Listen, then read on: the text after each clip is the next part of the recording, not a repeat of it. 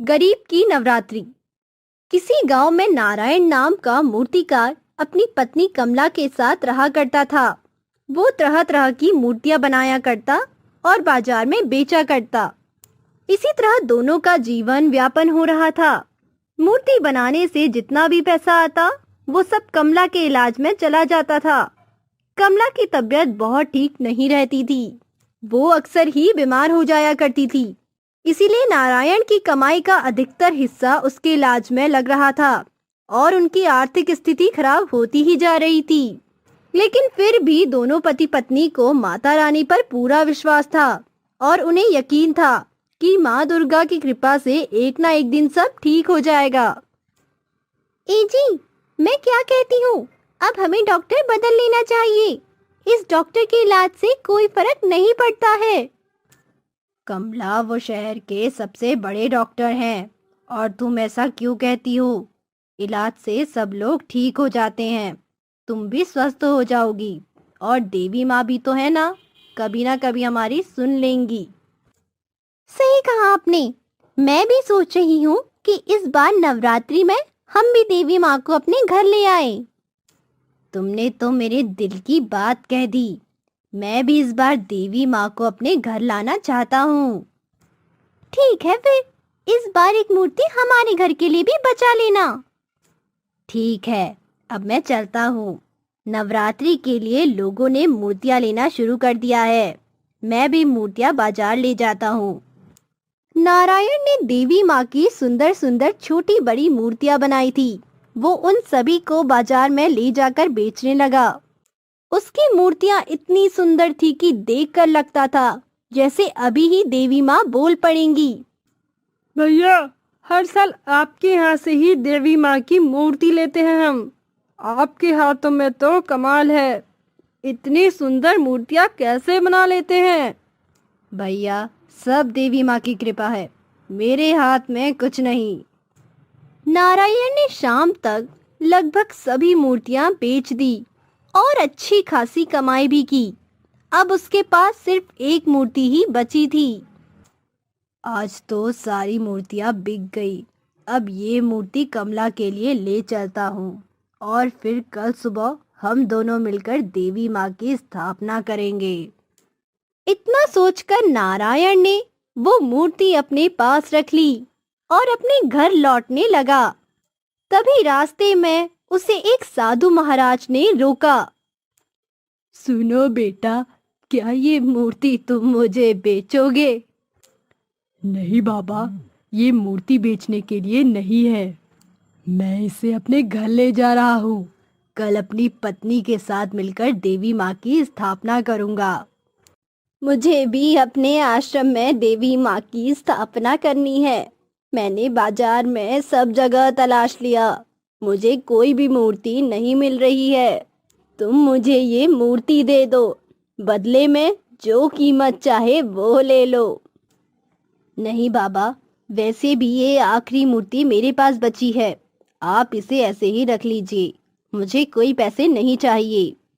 नारायण उस मूर्ति को साधु महाराज को दे देता है और अपने घर के लिए जाने लगता है।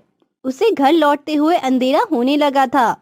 तभी उसकी नजर एक पेड़ के नीचे किसी चमकती हुई चीज पर पड़ी। वो उस चीज के पास गया तो उसने देखा कि वहां पर एक देवी माँ की खंडित मूर्ति चुनरी से ढकी हुई थी और वही चुनरी चमक रही थी। इतनी अच्छी मूर्ति को किसने यहाँ छोड़ दिया? इसमें तो देवी का हाथ टूटा हुआ है। मैं इस मूर्ति को अपने घर ले जाता हूँ और इसे ठीक भी कर दूंगा। नारायण मूर्ति को अपने साथ अपने घर ले जाने लगता है और घर आकर जब उसकी पत्नी मूर्ति को देखती है तो उससे कहती है, अरे, ये कैसी मूर्ति ले आए आप? ये तो टूटी हुई है।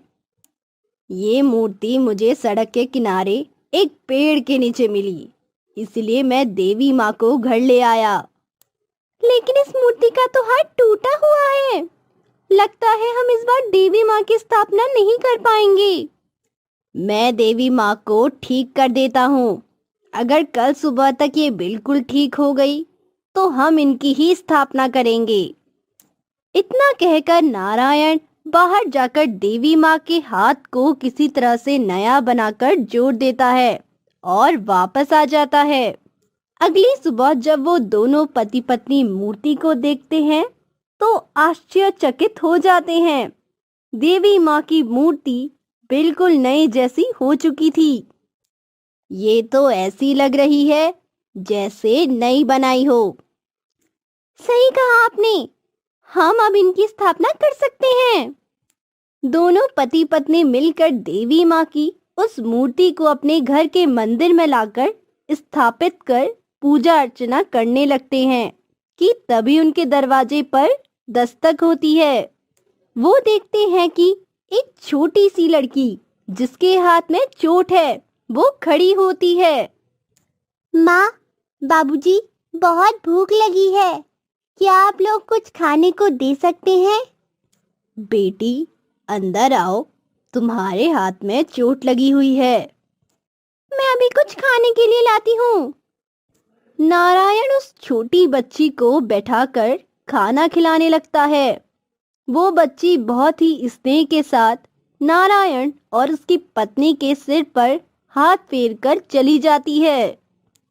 आइए, अब देवी माँ को भोग लगा देते हैं। जैसे ही दोनों पति पत्नी देवी माँ की मूर्ति पर भोग लगाने के लिए जाते हैं, वो देखते हैं कि मूर्ति के पास वही खाना रखा हुआ है जो उन्होंने उस छोटी बच्ची को खिलाया था। ये तो चमत्कार हो गया, देवी माँ स्वयं हमारे घर आई थी। इस नवरात्रि देवी माँ ने हमें दर्शन दिए। तभी उस बच्ची के आते ही हमारे घर में एक अलग ही ऊर्जा का संचार हो उठा। नारायण और उसकी पत्नी बहुत ही खुश हो रहे थे। उस दिन के बाद से नारायण की पत्नी स्वस्थ रहने लगी और नारायण की मूर्तियां शहर में भी प्रसिद्ध हो गई। अब उसका मूर्तियों का व्यापार भी दिन दुगनी रात चौगनी तरक्की करने लगा था और ये सब देवी माँ पर विश्वास बनाए रखने और उनकी कृपा के कारण ही हुआ था। समाप्त।